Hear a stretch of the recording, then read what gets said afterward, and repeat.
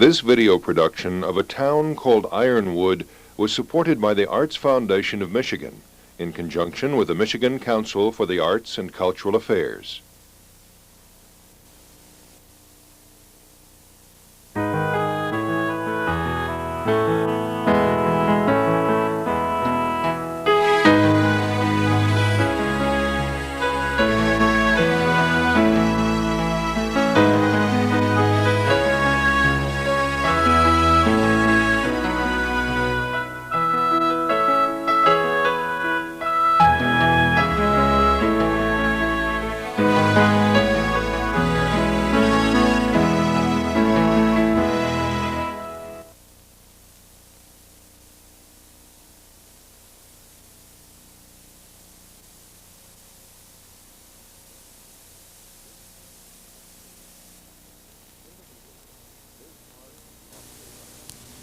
In the beginning, this harsh and hostile land was known as Chippewa, the name given to this large peninsula by French explorers in the mid-17th century. The Montreal River, now the dividing line between the Upper Peninsula of Michigan and the state of Wisconsin, was on the earliest of maps from the French explorers dating back to 1649. In 1839, the state of Michigan was in a bitter dispute over its southern border. Michigan was to include as part of its territory the town of Toledo. In a ruling by the United States Congress, Michigan was forced to concede this southern territory, giving Toledo to Ohio. Michigan received as compensation the whole of the Upper Peninsula, considered by most as useless and worthless. It would be another 60 years before the state of Michigan would recognize the Upper Peninsula as an industrial power, producing more iron and copper than anywhere in the world.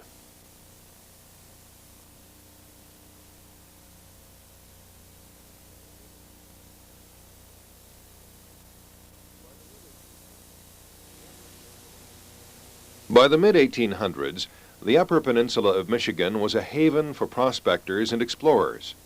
Towns were literally formed overnight from small prospecting camps. Marquette, Menominee, Houghton, Hancock, Calumet. All were formed and prospered because of the rich geological formations of iron and copper. But the western end of the Upper Peninsula, the Agogibic region, was relatively untouched and unexplored. It was still considered by land surveyors as having little value and virtually impassable. In 1871, Raphael Pompelli, a Harvard geology professor, was about to change the way people considered the land of the Gogibic. He was a man of genteel speech and manners. Raphael Pompelli was born of a wealthy family, one of the first trained mining engineers in the country. Pompelli quickly became discouraged with teaching at Harvard University. Reading of the possibility of iron deposits in the Upper Peninsula of Michigan, Pompelli secured investment money from several wealthy Boston businessmen. He arrived in Marquette, Michigan in the summer of 1871. By boat, he traveled to Bayfield, Wisconsin, where he secured a party of Indian guides, woodsmen, and several canoes. His party traveled east along the shore of Lake Superior to the mouth of the Montreal River. Pompelli himself seemed out of place within his party, given to expensive clothing, wearing protective gloves, and carrying with him on his explorations such anomalies as his wife. The party would move south along the Montreal and make camp along the bank of the river in what is now known as the town of Ironwood. In the fall of 1871, Pompelli and several of his party would explore east of the Montreal River, reaching as far as Lake Gogibic, some 25 miles from his camp. On his return, Pompelli would notice smoke on the horizon. Fearing for his base camp and his wife, Pompelli and his party climbed a hill for a high ground view. At that time, in October of 1871, Chicago, Illinois, Peshtigo, Wisconsin, and several thousand acres of Wisconsin forest were all burning. Pompelli noticed large rock formations, and in particular, yellow spots. Pompelli wrote, "I knew they probably had no important significance, but there was a remote possibility that they meant a concentration of iron oxide." Pompelli had received orders from his Boston partners to purchase no more options. And although personally Pompelli didn't think much of his discovery, he returned to Marquette and, going against orders, purchased options on the land of his discovery. The hill he purchased would later become the third largest producer of iron ore on the Gogebic Range. It would be called Newport, named after Pompelli's hometown. Although explorations came before and after Pompelli, it would be another 10 years before the true value of the Gogebic Range would be discovered.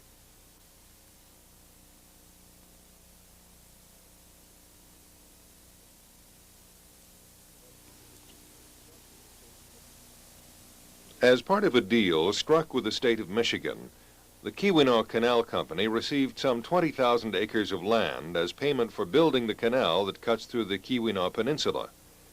These 20,000 acres were located on the Gogebic and Menominee Ranges. The land agent for the Keweenaw Canal Company was John Monroe Longyear. In the winter of 1881, John Longyear, a prospector and explorer himself, received a letter from the president of the Keweenaw Canal Company, Theodore M. Davis.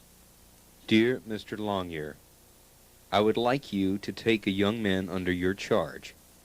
For the past 5 years he has been a teller at the Bank of London. He is the son of our vice president and wishes to be in business in the United States. I would appreciate if you would make an explorer out of him. Theodore M. Davis. John Monroe Longyear wrote, "I have no interest or ability in being a teacher." Theodore Davis approached John Longyear with another letter.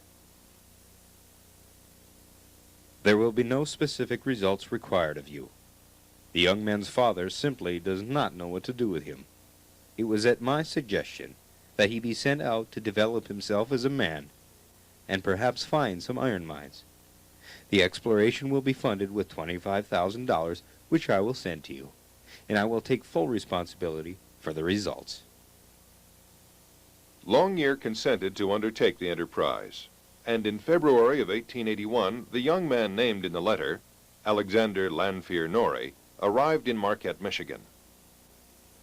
Longyear was to write of Norrie that he was a tall, round-shouldered young fellow of huge frame and good manners. He was good-natured and became fairly popular with the young people.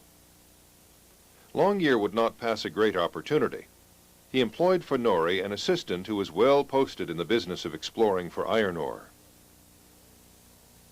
This was one of 5 brothers who were all competent and trustworthy prospectors, James R. Wood, who would also be known as Ironwood.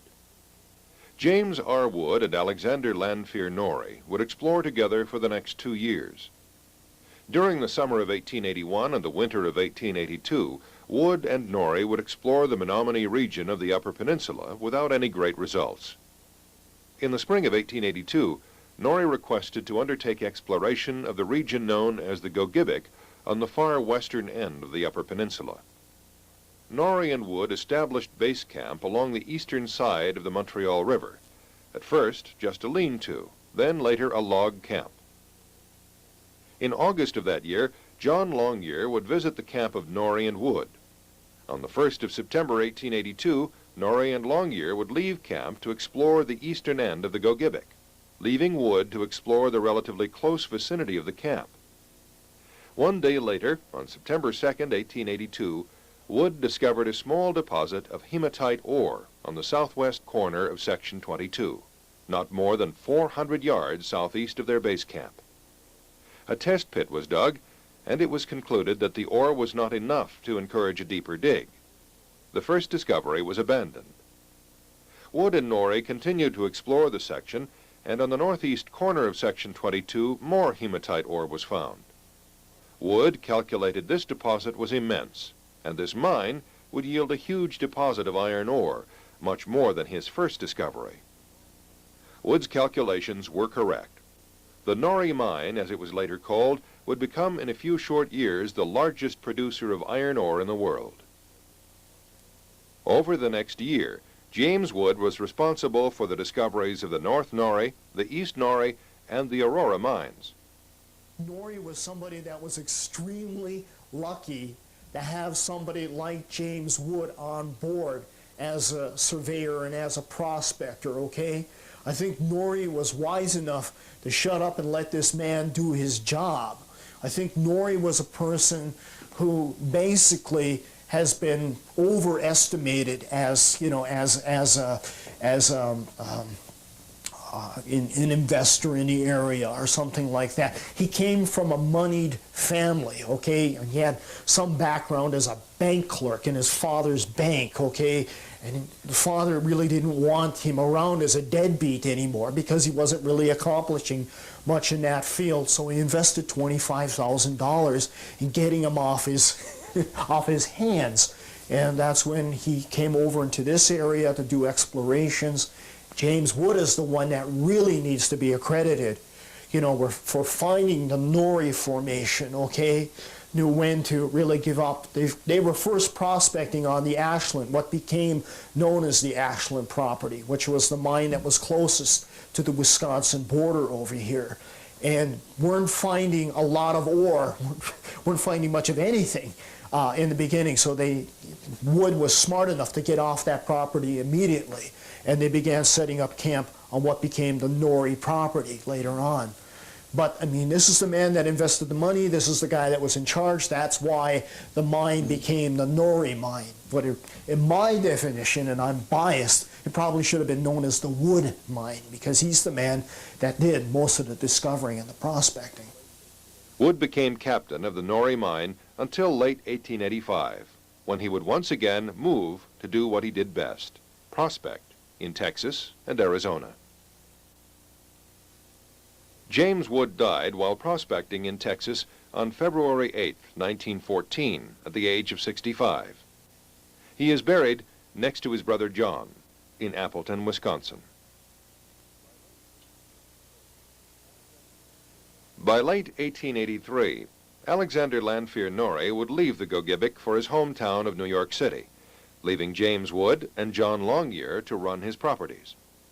In 1886, Norrie sold his options to the Metropolitan Land and Iron Company.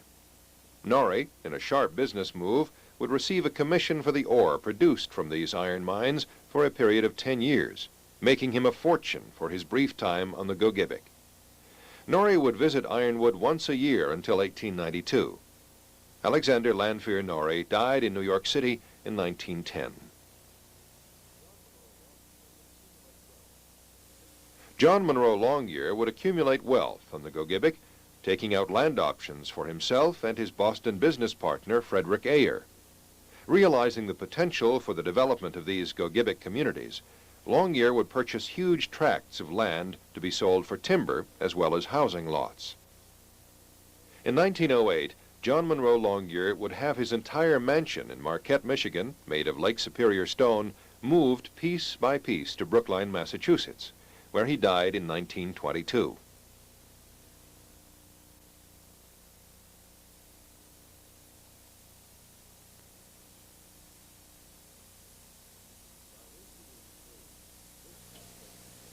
By 1883, this prospecting village was nothing more than a few tents and log camps. It was situated in the midst of a vast, dense forest, still considered by most to be impassable and unforgiving. But word of great iron ore finds was spreading throughout the country. In that same year, two brothers from Ashland, Wisconsin, J. and Everest Hayes, purchased options on the land of the first dig of Norrie and Wood in Section 22, the dig that was abandoned the previous year. How they purchased this property is just as unusual and unlikely as the little village itself. Mary Folsom Hayes, the mother of J. and Everest, was said to have the power. A spiritual revelation at the age of 27 left her speaking in tongues. As she put it, she began to speak French, German, and Polish, although she had no formal training in any foreign language. She felt compelled to preach, heal the sick, and follow the direction of the power. The power, she said, directed her to call on people or go to places without any notion of why she was needed. The power would inevitably lead her to find someone who was ailing, whom she helped with simple tonics, or she would sometimes lay her hands on the patient, relieving them of pain or fever, according to reports. In December of 1882, The power directed Mary to tell her sons to invest in land with a vast underdeveloped deposit of iron ore. Her sons, Everest and Jay, now attorneys in Ashland, had come to respect their mother's power. With the help of Mary's friend, Nat Moore from Bessemer, the brothers invested all the money saved from their law practice to purchase options on land surrounding the first test pit. This area was not considered worth the investment of further exploration. Mary Folsom Hayes would later say, "The power distinctly stated that the Ashland mine was intended for her and her family and their descendants, and that out of it would come all the money that they would ever need." The original test pit of Ironwood was 32 feet deep. The Hayes brothers drove the test pit to the depth of 46 feet, where they found a huge vein of iron ore. The Ashland mine was to produce more than 8 million tons of iron ore before it closed in 1926.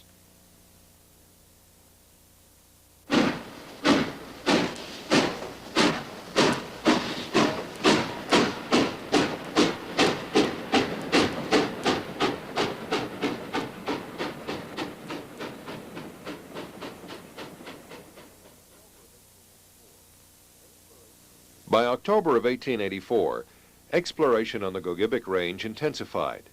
The Milwaukee Lakeshore and Western Railway entered the southwestern part of Ontonagon County. Iron ore was shipped first from the Colby mine in Bessemer. The iron ore had to be transported in small quantities by mule and wagon east to the railhead in Watersmeet, some 30 miles away. The small mining village founded by Wood and Norrie had a population of no more than 100. But crude construction was underway, anticipating growth, and the railroad. The isolated area of the Gogebic was still dense with forest and brush, but within a few short months, the railroad would change the face of the Gogebic forever. The railhead located at Watersmeet was first designed to join the copper country of the Keweenaw Peninsula with a port at Milwaukee. The shipments of ore from the Colby, but rumors of great deposits of iron ore were enough to alter the direction of the railroad. Realizing the potential of the Gogebic Range, the president of the Milwaukee Lakeshore and Western, W.F. Rhinelander, ordered his railroad west into the Gogebic. Driven at a tremendous pace, the railway from Watersmeet, Michigan to Ashland, Wisconsin was completed by year's end. In the spring of 1885, the Milwaukee Lakeshore and Western platted the town site of this unnamed village. On board the train was W.F. Rhinelander. A discussion arose as to the name of the village, Rhinelander taking suggestions from those at his side. He asked to see the man in charge of the mining operations in the village. Rhinelander was told it was James Ironwood. James Wood arrived, shook hands, and Rhinelander christened the town Ironwood. The Milwaukee Lakeshore and Western opted for Ashland, Wisconsin as a port over other southern established ports. The geographical location is lower than the Gogebic Range, making hauling huge amounts of iron ore virtually downhill. It would be extremely difficult to state and get a full understanding just how important the trains and the railroads were to this area. Without the arrival of the railroads and the trains that came in with the railroads, there would have been virtually no development of any communities or any towns on the range. It was absolutely essential to have the railroads first, and then the communities followed in afterwards. As a matter of fact, when the railroads arrived in any given area on the Gogebic Range, it was almost a mushroom effect. They just sort of grew up overnight. So that's how important they were. They not only took the ore out, they not only brought goods in, they also brought everything else in, culture, anything that was a facet of recognized civilization was brought to this area because of the railroads. But iron ore is not the only thing the trains would carry, and by the end of 1885, the boom was on.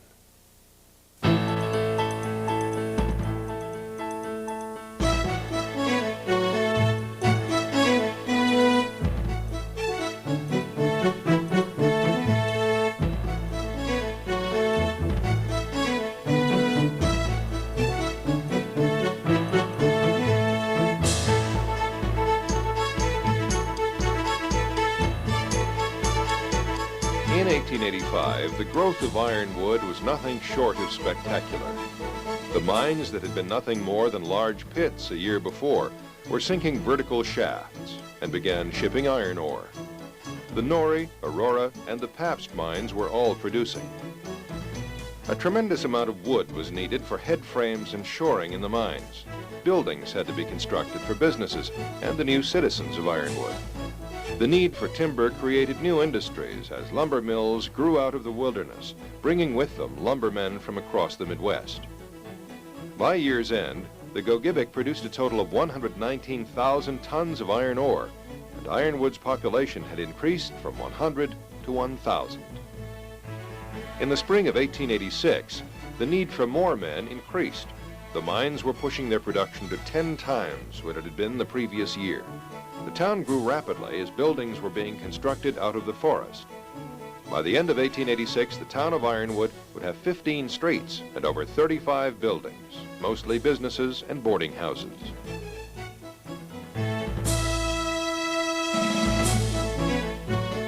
Across the river in Wisconsin, Hurley was keeping pace with Ironwood.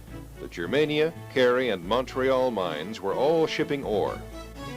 John Burton, co-owner of the Pabst and Iron King mines, was in the process of constructing a spectacular hotel, the Burton House, said to be the finest hotel in the Midwest, the hotel of 1,000 windows. It was at this hotel that presidents, congressmen, and other dignitaries from around the world would rest on a visit to the Gogebic Range.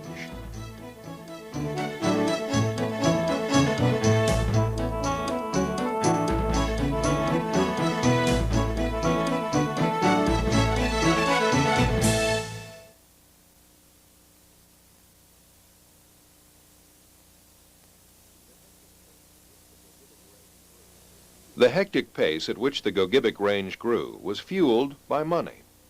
Businessmen started mining companies equipped with only pick and axe, issuing stocks by the millions. By the end of 1886, 187 mining companies were issuing stock. The trading was so frenzied, a special stock exchange was organized in Milwaukee, trading exclusively in Gogebic stocks. The speculation of fortunes to be made on the Gogebic was fueled by newspaper accounts of the ease by which one could find iron ore. Equipped with nothing more than a shovel, one account read, one could make an easy fortune on the Gogebic. But nothing was further from the truth. A mine demanded planning, time, and capital to develop. Hard-working people, upon hearing of the great riches of the Gogebic, coupled with rumors of gold and silver, spent their life savings and mortgaged their homes to purchase stock on the Gogebic Range. These new mining companies would only be able to purchase land far from the actual vein of iron. Most of the iron ore deposits were already in the hands of more established and legitimate companies. In 1887, while the established mines were producing more iron ore than ever, the other so-called new mining companies were declaring bankruptcy by the dozen. Investors who envisioned easy wealth were heavily in mortgage debt and left holding worthless stock certificates. It's estimated that over $150 million of worthless stock was issued, with no one but a select few ever seeing a dime. Even the wealthy were not exempt from speculation fever. John Burton, co-owner of the Pabst, Blue Jacket, Bonnie, and Iron King mines, invested heavily into non-producing property. Taking massive losses, he borrowed to invest heavily in real estate in Hurley's downtown district. On June 27, 1887, fire destroyed most of downtown Hurley, leaving the Burton House, but destroying 90% of his property. John Burton declared bankruptcy, selling all his holdings on the Gogebic Range and eventually selling the Burton House for 1 million canceled postage stamps.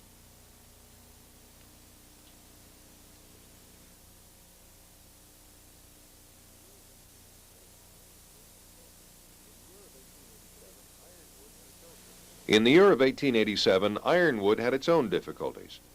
The steady influx of people caused a shortage of rooms and buildings.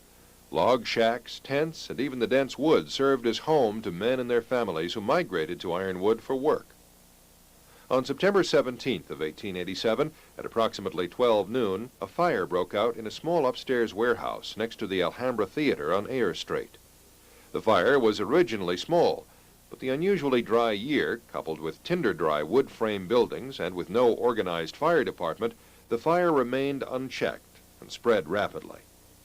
Within an hour and a half, the fire burned most of the downtown district, the better part of 6 blocks.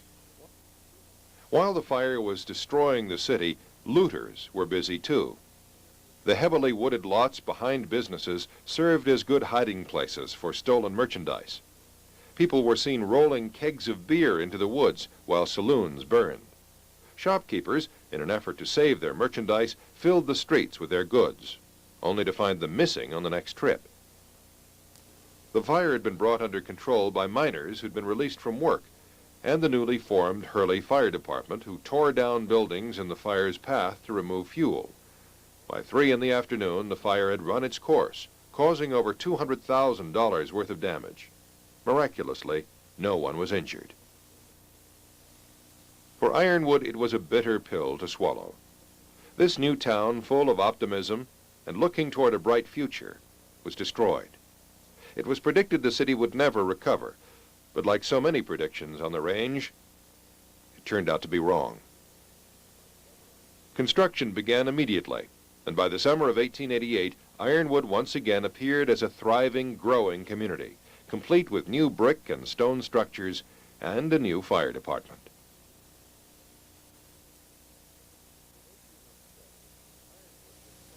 In 1887, Ironwood was chartered as a township. This move would provide for more autonomy for this rapidly growing community. Meanwhile, Michigan and Wisconsin had entered into a boundary dispute. Michigan, contesting the western border of the Upper Peninsula, claimed it was inaccurately charted and was actually the west branch of the Montreal River, giving Michigan 10 more miles of rich iron ore producing property. Wisconsin disagreed vehemently. In an ironic twist, the land that no one wanted a decade before now became hotly contested property. The boundary battle raged for years until 1922. The United States Supreme Court declared the boundary of Michigan and Wisconsin to be the east branch of the Montreal, as it was in the past. The growth of Ironwood was relative to its people. Ideas and the most modern inventions were used in the development of the mines in the town. In 1884, the Ashland mine would be the first iron mine in the world to use electricity, supplying power to lights and pumps, allowing for deeper depths. The other mines would quickly follow suit, stepping up production to meet demand. To meet the needs of the expanding population, boarding houses were built close to the mines, supplying needed rooms for the droves of men coming to work on the Gogebic. One newspaper account read, "The beds are never cold, even in winter. When one miner leaves, another takes his place." The mines were labor-intensive. By 1890, the Ashland mine, considered small by Gogebic standards, was employing close to 1,000 men.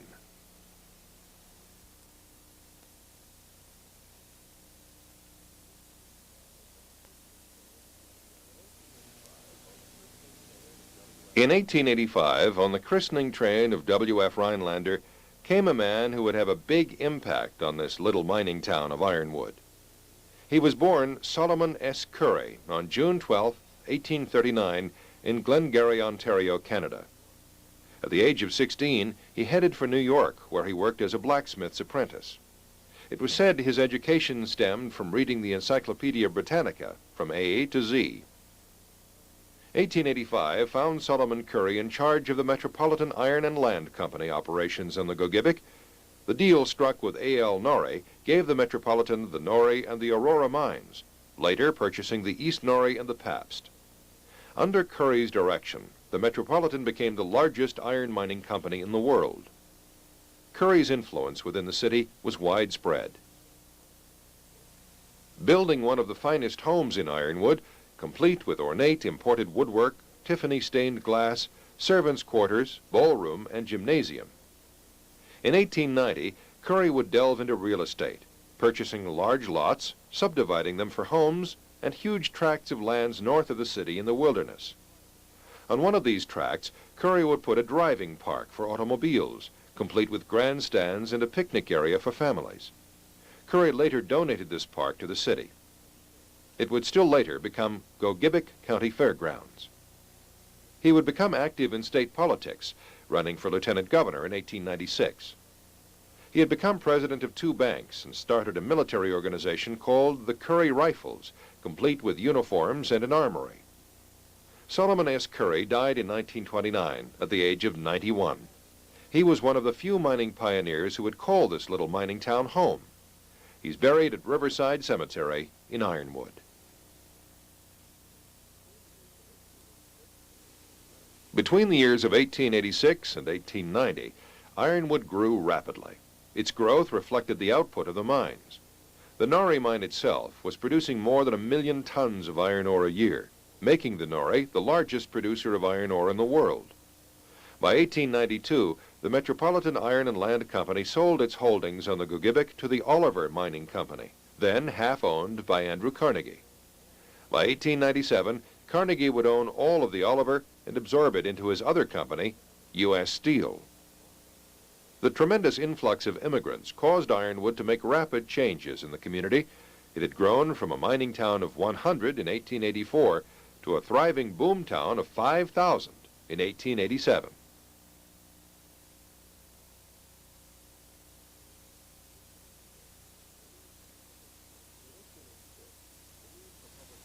In 1886, the need for public education was growing, if not obvious. A school district was organized in Ironwood Township, then part of Ontonagon County. A one-room schoolhouse was erected on Vaughan Street. 40 pupils attended using old books, catalogs, and whatever they could get their hands on. Miss Fitzsimmons became the first teacher, and O.H. Karras became the first principal. By the summer of 1887, O.H. Karras had drawn the attention of the students, parents, and the school board. His old ways and unpleasant demeanor did nothing for this beginning school system. He would later say, "I taught with a whip in one hand and a stick in the other." O.H. Karras was fired in the summer of 1887.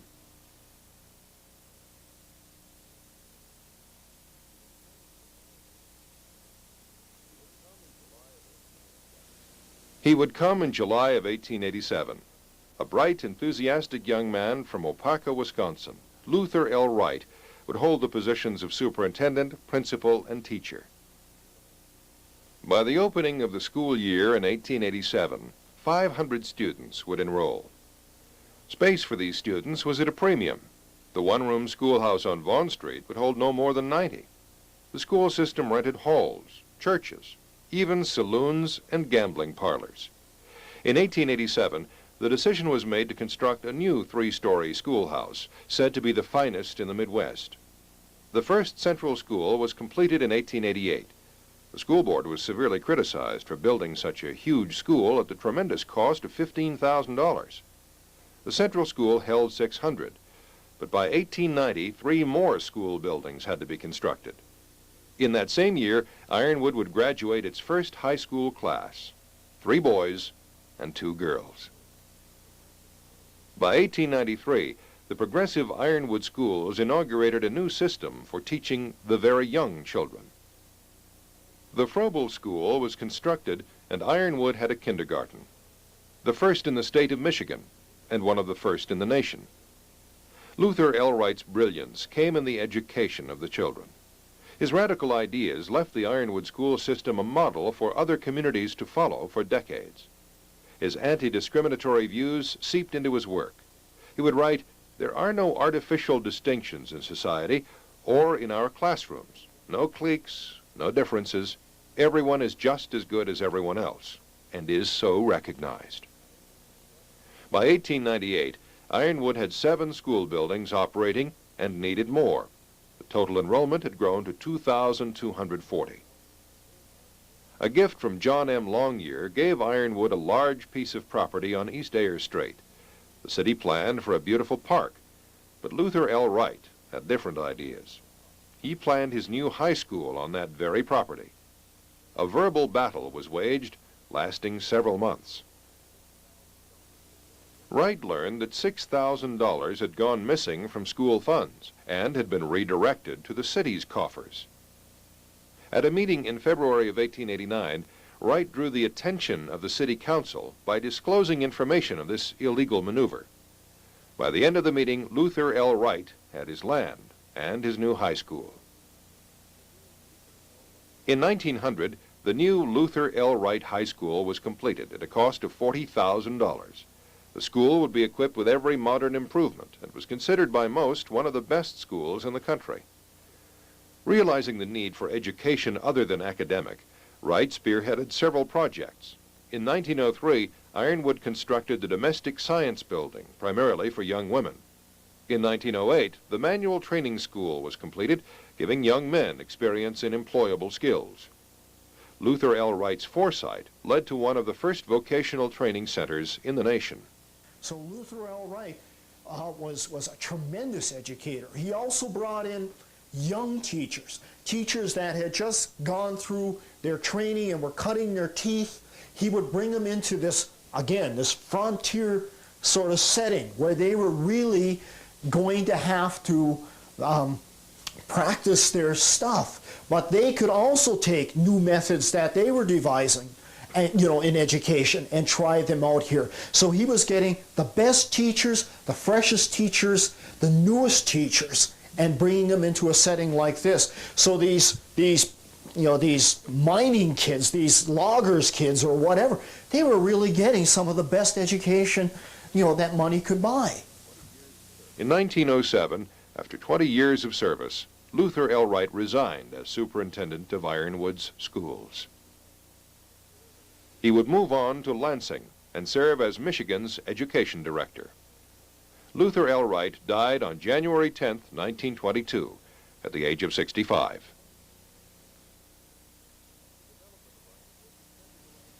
The development of Ironwood was centered around the mines. The Ashland, Townsite, Norrie, Aurora, Pabst, and Iron King established themselves as viable sources of iron ore and employment. Between the years of 1886 and 1893, the growth of the town was nothing short of meteoric. 1893 saw the Milwaukee Lakeshore and Western Railway bought by the Chicago and Northwestern.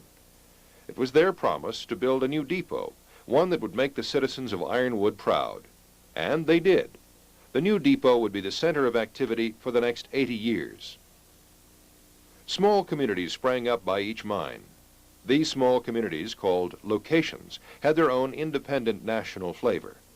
Immigrants settled in locations that held their friends and relatives. The French, Poles, and Finns each had a location of their own, usually complete with neighborhood store and saloon. Trains ran into Ironwood, bringing as many as 100 immigrants a day, most uneducated and unable to speak much English. The location became an extension of their homeland. No fewer than 18 head frames could be seen on the landscape where once tall timbers had stood. Ironwood was devoid of trees. Most had been used for mine shoring and structures. The logging and timber industry expanded rapidly as the call for more wood went out. Logging camps were a common sight in the wilderness, and lumber mills prospered, trying to meet the insatiable demand for wood. They first came from the Marquette region, the experienced Irish, British, Cornish, and French-Canadian miners. But these limited sources of manpower were not enough to fill the demand. By 1890, up to 12,000 miners were needed to operate these huge properties of the Gogebic. New sources of labor were needed as demand far exceeded supply. Some came on their own accord. Others were enticed by newspaper ads promising work and wealth. Large contingents of Poles, Italians, and Finns flocked to the new iron range and settled in locations. The mining companies themselves sent out agents to recruit labor, paying a commission for every man they brought in. Some were imported from as far away as Mexico. The work was difficult, tedious, and dangerous, and the pay was poor, $1 a day for a 12-hour day.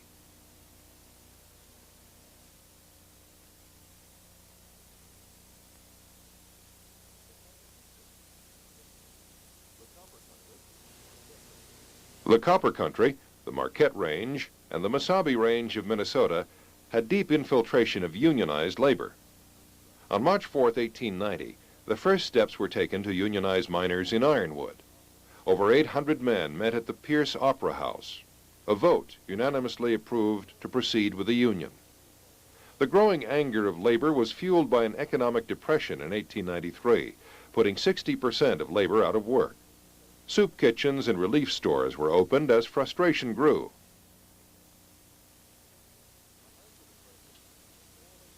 Behind the depression was the falling price of ore. The sporadic openings and closings of the mines dashed hopes of long-term employment. The Nori mine, which had been paying $1.50 a day, would reopen, but with a reduced wage of $1 a day.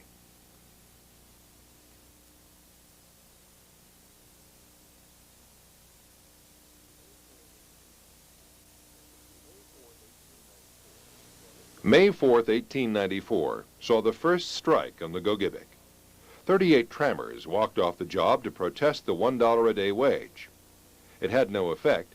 Other workers replaced those who walked, and the Nori was quickly shipping at full capacity. Mining was on again, off again, but the mines were continuously shipping from huge stockpiles of ore. Strikes were rampant throughout the Midwest. Dock workers in Ashland, Wisconsin struck for higher pay. Non-union workers were sent from the Gogebic and other iron ranges to work the docks under the protection of the United States Marshals. By the third week of June 1894, frustration peaked. The strike came with a vengeance. The walkout began at the Nori, spread quickly to the East Nori, the Aurora, the Pabst, and Newport. By week's end, 3,000 men were on strike. Strikers circulated reports that ore was bringing a much higher price than the company would admit. Solomon Curry, then president of the Metropolitan Iron and Land Company, issued an ultimatum. Either return to work by the 30th of June or collect your final paychecks. At the same time, he offered jobs to any non-union men who would work. On July 3rd, the Metropolitan Iron Company began shipping from stockpiles using non-union labor. Over 1,000 men marched up Suffolk Street to the Nori mine, armed with rocks and clubs. The confrontation was violent as the Union men drove the steam shovel operators away under a barrage of rocks and sticks. Ernest Knight, captain of the Nori mine, retaliated with revolver fire, shooting 2 seriously and wounding 10 in all, dispersing the strikers. The powerful heads of the mining company called upon the governor. On the 4th of July, the state militia was sent into Ironwood. Their presence was met with protest and violence, sending several state militiamen to the hospital. The week of July 9th saw the arrest of Union leaders. The Union was held at bay by the militia, and the mining company would not budge, refusing to increase pay or shorten the workday. Led by Frank Naughton, representative of the American Federation of Labor, and a promise of $3 a week, the miners were equally adamant in their refusal to work. Meetings were set between labor and management with no results. On July 16th, the Nori mine would again ship ore from its stockpiles under the protection of the state militia, standing guard with fixed bayonets. On the 25th of July, on charges of libel brought by the Metropolitan Iron Company, Frank Naughton was arrested. Without leadership, the Union and the movement rapidly fell apart. Slowly, men returned to work, and by August 1st, the strike was dead. The mines resumed production, but with 500 fewer men. Frank Naughton was released from Gogebic County Jail on November 20th, 1894, under threats of false imprisonment.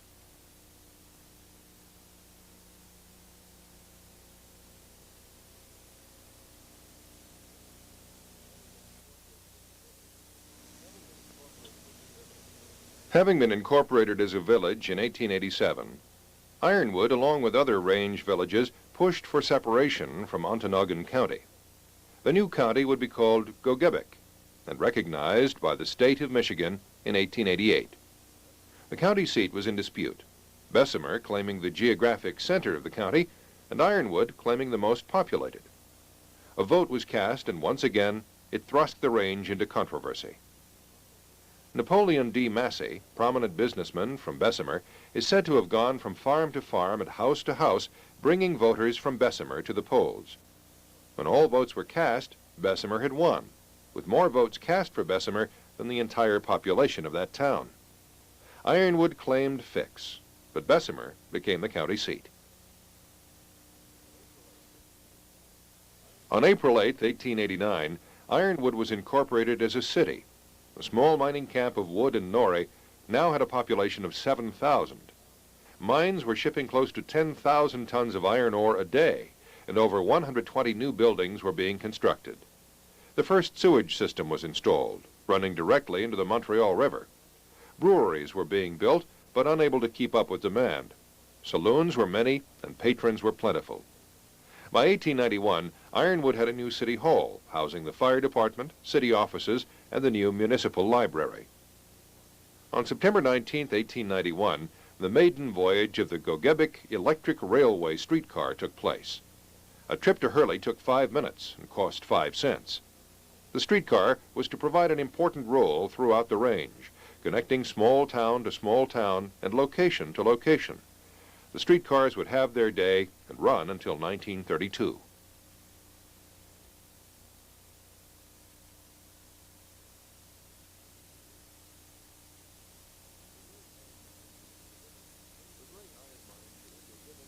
The great iron mines of the Gogebic earned the distinction of the most dangerous mines in the world.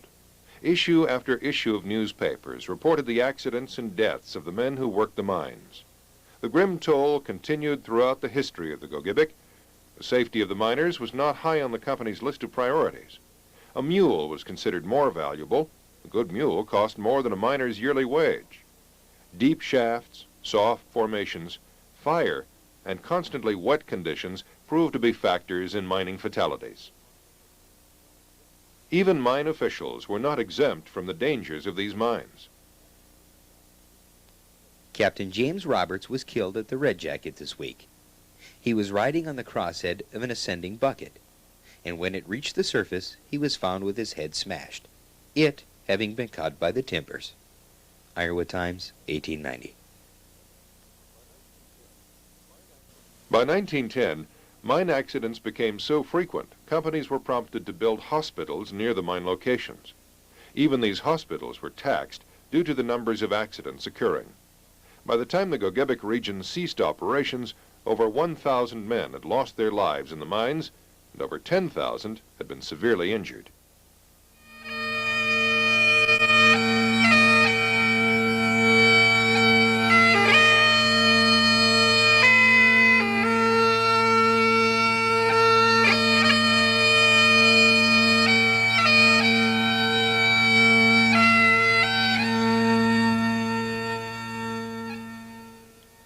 My dear sister Ellen, I hope this letter finds you all well. I, on the other hand, have tragic news. My husband John was killed at the Nori last week. It was my greatest fear, but in some ways it is a relief. I'll not have to pray for his safe return again. The children are rather confused now. I am asking you, Ellen, if you have the means to take care of them for a short time. I will try to find a new husband. Until then, I am without the means to take care of them. Captain Reed came to our home and told me of John's plight. He said he died quickly and was not in pain. I thank God for that. Captain Reed gave me John's death benefit for his loyal service to the company. $23 and a ham. Eva Doucette, 1892.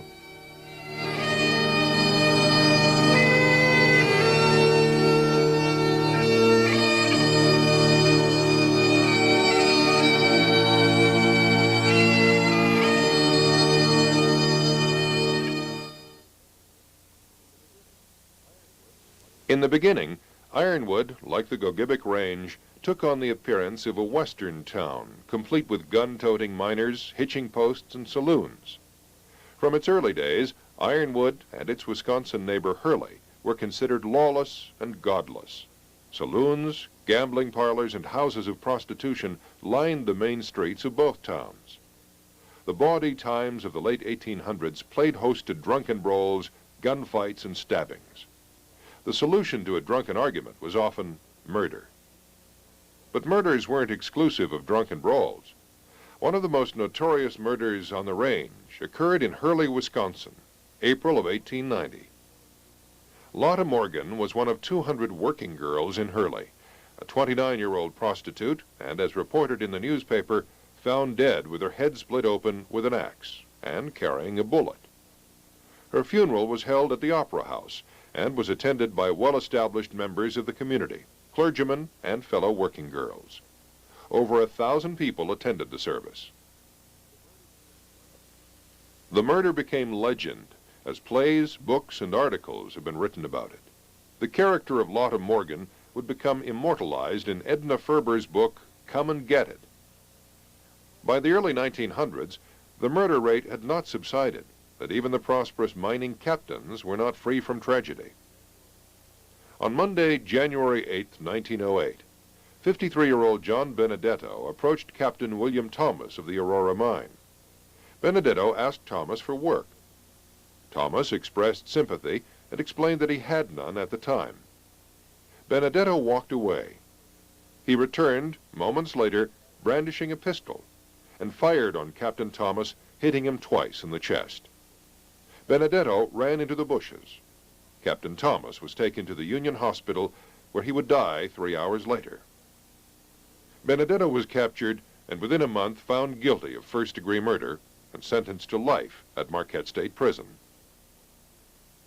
In 1923, at the age of 68, Benedetto was paroled and deported to Italy.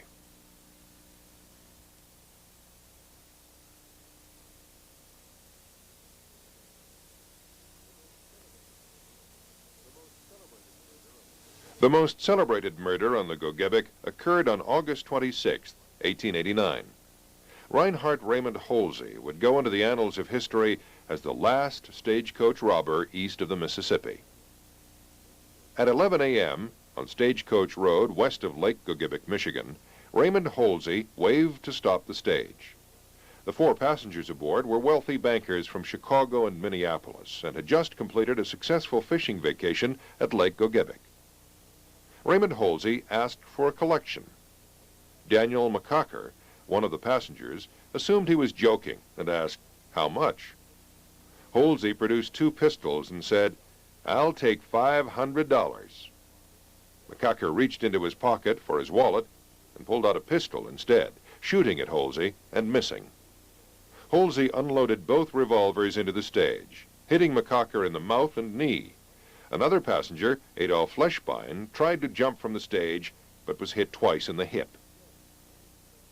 The stage bolted down the dirt road, leaving Fleshbein lying on the ground. Holsey rifled Fleshbein's pockets, taking his Elgin pocket watch and $37. Fleshbein died the next morning. Holsey was at large until the 31st of October. He was arrested in Republic, Michigan, and ordered to stand trial in Gogebic County. Holsey was convicted of first-degree murder and sentenced to life. But Holsey's story doesn't end there. 6 months after his incarceration at Marquette State Prison, Holsey had an altercation with another inmate. Holsey held a knife to the inmate's throat, and the warden shot the knife out of Holsey's hand. Holsey would lose 4 fingers as a result. Holsey was deemed incorrigible and sent to Ionia, a prison in Lower Michigan. It was believed that a bone was pressing on Holsey's brain, causing him to do these dastardly deeds. Holsey underwent surgery to remove this bone. The surgery, affectionately called a skull job, was nothing more than a lobotomy. Raymond Holsey was returned to Marquette, where he became a model prisoner, serving as prison newspaper editor and photographer. After he had served 22 years in prison, Governor Fred Warner commuted Holsey's sentence. In 1911, Holsey was released. Holsey opened a photography studio in Marquette, Michigan, and remained in business several years, later working as a fishing guide near Big Bay. It was said of Holsey that he was a great friend of all children. In 1932, Holsey retired to Captiva Island, Florida, where he would continue to write for local newspapers. Holsey would later admit to friends that he had been haunted by the face of Adolph Fleshbein and would often relive that fateful day in his dreams. On September 24, 1952, at the age of 86, Reinhardt Raymond Holsey sat on his back porch in Florida, drew a pistol for the last time, and took his own life.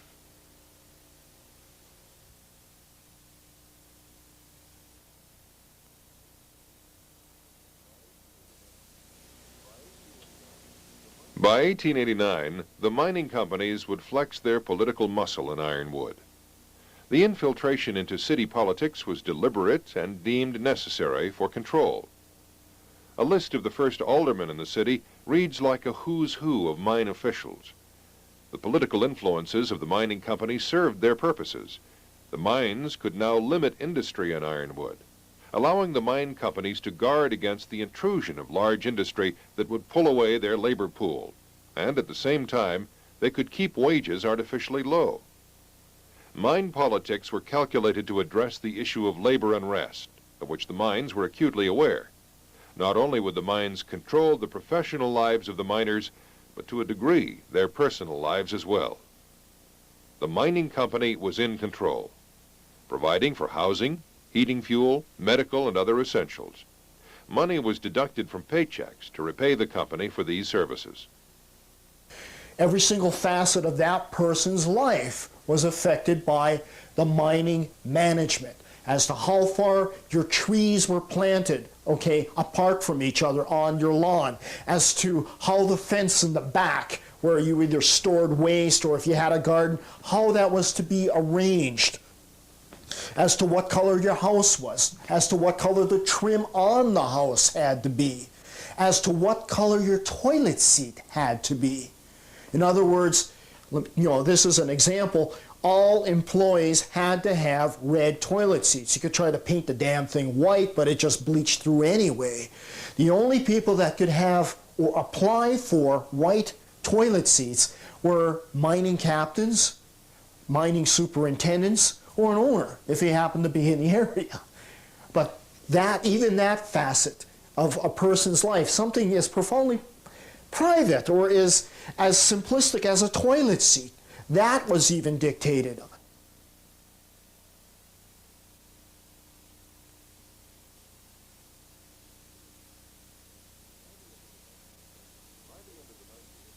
By the end of the 19th century, the growth of Ironwood was extraordinary. Businesses flourished as more and more people converged on the town. A housing boom was on, as miners and their families expanded the city and pressed the water and sewage resources to the maximum.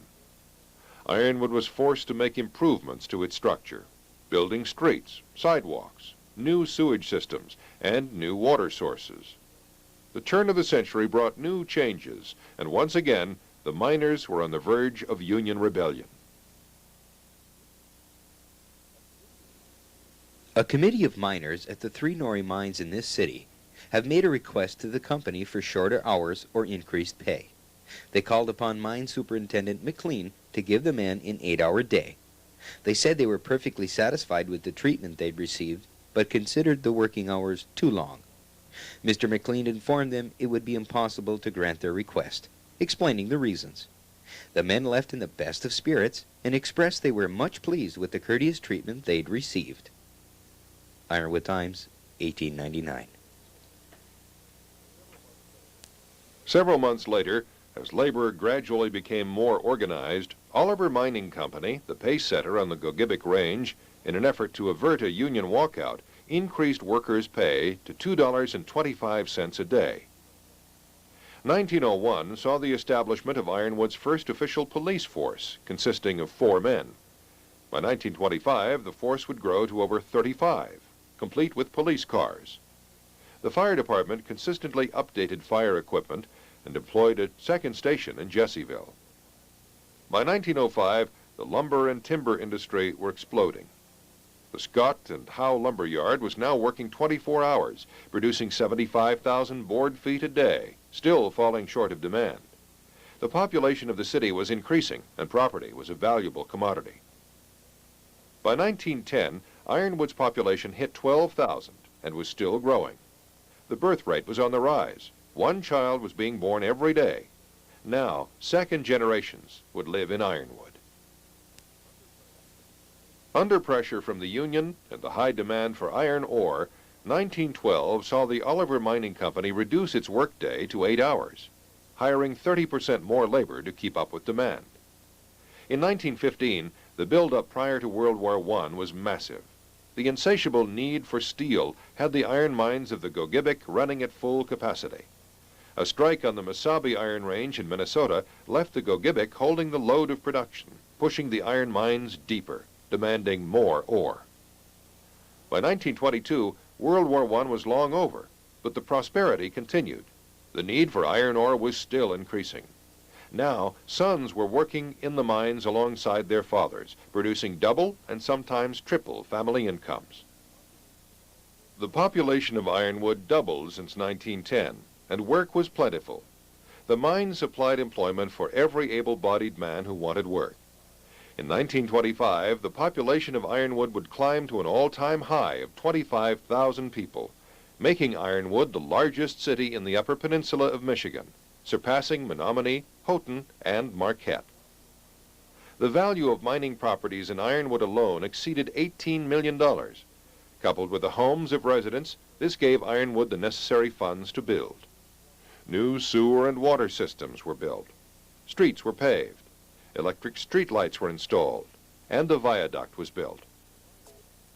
The viaduct, connecting North and South Ironwood, was built to accommodate growing automobile traffic across the Chicago and Northwestern Railroad tracks.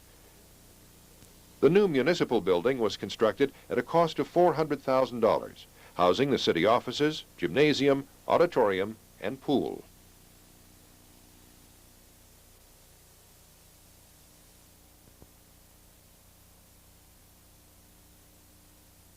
Luther L. Wright High School had become severely overcrowded.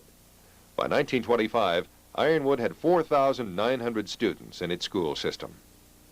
Dedicated February 4th, 1926, the new Luther L. Wright High School was pressed into service. Holding 1,400 students, the school was considered a model of architectural ingenuity. The school itself was designed from the inside out. An ideal interior plan was developed before any exterior plans began. The new Luther L. Wright High School was built for the exorbitant sum of $800,000. The high school stands today as a testimony to brilliant architecture, having graduated close to 15,000 students. By 1932, Luther L. Wright High School would hold a junior college on the third floor. And that building reflects a lot of the innovation that was in the man, Luther L. Wright. The way the library is situated away from the gymnasium, so the sound won't carry, okay? And that, that the library is something that you're automatically going to find no matter where you're at in the building. These were all very well thought out, and in some ways are a reflection of the man, Luther L. Wright. Other new school buildings were to be added to the school system to meet the needs of the growing population. In 1913, a fire destroyed the old Central School. In its place, the new Central Elementary School would be built, having a capacity of 1,000 students. By 1917, the A. Lanphier Norrie School would be built, with a capacity for another 1,000. And 3 years later, the city of Ironwood would construct the Newport School, which could hold another 1,000 pupils.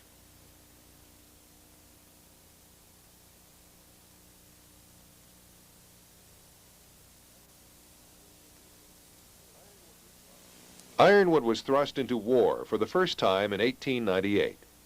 The Spanish-American War would involve some 90 of Ironwood's young volunteers. On April 30th, 1898, Company H would march for the front in Santiago. By September 8th, the soldiers were home.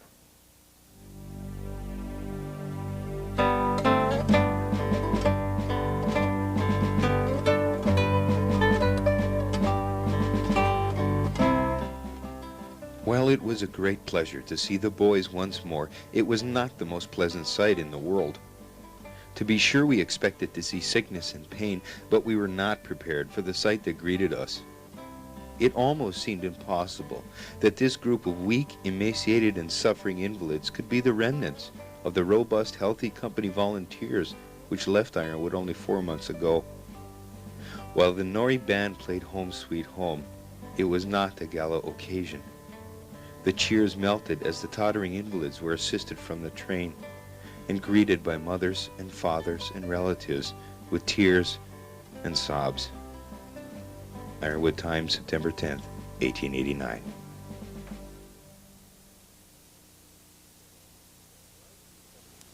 "1917 saw men being mustered into the service again. Ironwood would send its share of sons to the conflict in Europe. On April 13, 1917, the first group of volunteers would leave for the Eastern Front. Ironwood men would serve distinguishedly and bravely. On October 23, 1917, two Ironwood men, Adam Blaziskowski and John Kochanski, would be the two American soldiers to capture the first German prisoner of World War I. But war was also waged on the home front. The miners' union grew increasingly stronger. Any threats of strike were met with extreme resistance as union leaders were arrested. Union meetings were quickly disbanded by police wielding axes and clubs. The press of the area also made its feelings known. Every loyal American citizen well understands that the World War is seeking to paralyze the industries of the United States. The agitators are not working for the betterment of the miners. They are simply earning money paid by agents of Germany. It is the duty of every good American citizen to stand against these agents of the Kaiser. Any agitator who closes an iron mine aims a blow at our boy and at your boy. Montreal River Miner, 1917. By September 1, 1917, 36 Union men would be arrested on charges of conspiracy. None would be convicted. In November of 1918, victory would be declared. Ironwood's sons would be coming home. Over 300 had served in the Great World War, and 31 had died. 1939 saw Nazi Germany invade Poland. The buildup of arms and munitions by the United States led the way for another boom on the Gogebic Range. Production was once again stepped up to meet the demands of the United States war machine gearing for the inevitable. America was once again at war. On the home front, recycling and rationing became a way of life. Over the next 4 years, the war would call Ironwood's young men to participate in the European and Asian theaters. Over 600 would answer the call to duty, and 115 would not come home. By 1975, Korea and Vietnam would place another 10 names of Ironwood sons on the Veterans Memorial.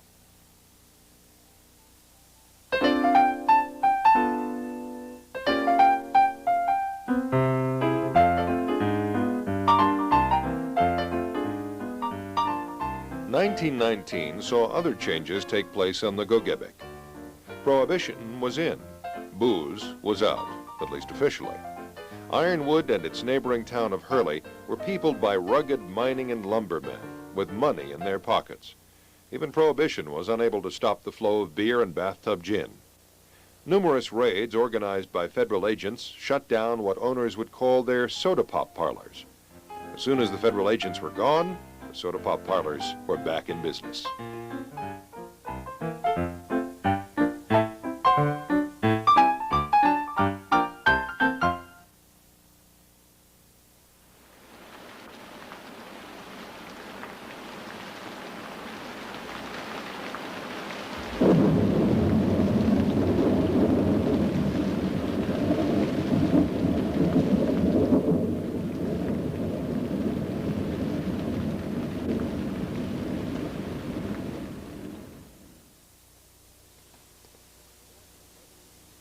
More than 11 inches of rain fell on the Gogebic the week of Friday, September 24th, 1926. 3 electricians, Tom Rowell, Aver Gustafson, and Gustav Sell, rode the cage to the 3rd level, some 300 feet below surface. Rock between the 2nd and 3rd levels broke loose, pounding the cage. At 11:35 a.m., the hoist operator felt the cable go slack. The cage carrying the 3 men jumped the inclined track, pounding the walls of G-shaft as it fell, collapsing the mouths of drift after drift.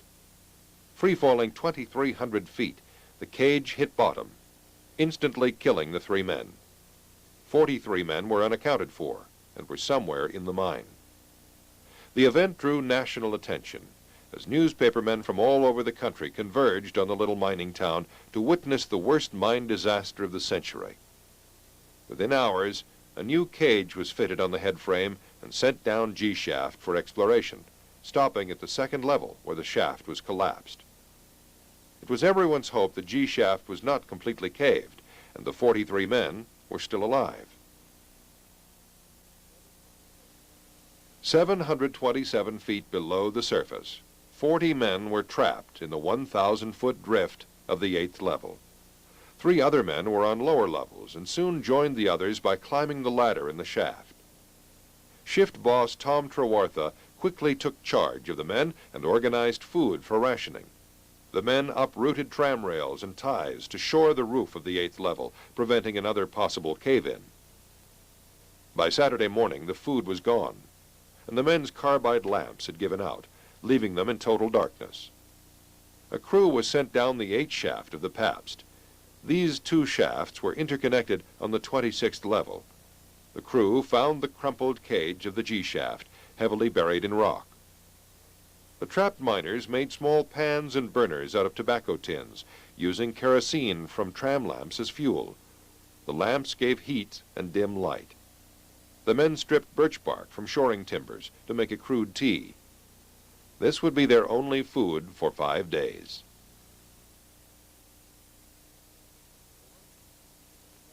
The rescue team used shovels and torches to dismantle the cage and extract the bodies of the 3 electricians. The shaft above was severely damaged and provided no hope of ascending from the 26th level. According to shift duty records, the 43 missing miners should be located between the 8th and 13th levels. It was decided by mine engineers that the safest and most efficient way was to begin working from the bottom up. The 24th level was connected to the 8th shaft. Rescue crews began digging up from there. On Sunday, blasting began, clearing away debris in the raises between the drifts. The work was slow. Every raise had to be shored with timber to prevent further cave-ins. The 43 miners trapped on the 8th level could hear the blasting shots as they rumbled in the drift. They immediately began banging out 8 taps on a pipe with a tram spike, signaling they were on the 8th level. At 4:45 p.m. on Monday afternoon, a shaft repair crew working 300 feet down G shaft could hear 8 faint taps on a pipe. The town of Ironwood was ecstatic. The taps gave indication that men were on the 8th level, and at least some were alive. By Monday afternoon, mining engineers around the world offered their assistance. Specialists came by train to assist in the rescue effort. Tom Michael, blasting expert from DuPont, John Daly, drilling expert from Ingersoll Rand, and George Hawes, safety expert from Chicago. The public funeral for the 3 electricians was held at the auditorium of the municipal building. 4,000 people attended. The rescue effort had now split into 3 different attempts. The lower rescue effort, digging up from the 24th level, was now headed by George Hawes. Another attempt was taking place from the F shaft of the Aurora mine, digging a tunnel to G shaft across 400 feet of rock. The third was an attempt to drill a hole down to the trapped men. The hole would supply food, water, and communications if other attempts failed. The drilling of a 400-foot hole would not commence for 3 days. A 27-foot tunnel had to be dug upwards from the 2nd level before a diamond drill could be installed. By Tuesday afternoon, the lower rescue crew had made their way to the 21st level, hoping to find G shaft open above, but the shaft was still full of rock. An abandoned raise to the 20th level had to be cleared. By Wednesday morning, the abandoned raise was blasted and cleared. The shaft was clear from the 20th level up. Climbing the ladder in G shaft, George Hawes, Oscar Olson, chief engineer of the Oliver Mining Company, Gust Erickson, superintendent of mines, and Harry Byrne, mine engineer, had made their way up G shaft to the 13th level. Hawes tapped on a pipe 13 times. Moments later, a reply of 8 taps could be heard. By noon on Wednesday, Hawes and the other 3 climbed the 1,000-foot ladder to the 8th level. There, they were greeted by Tom Trewartha.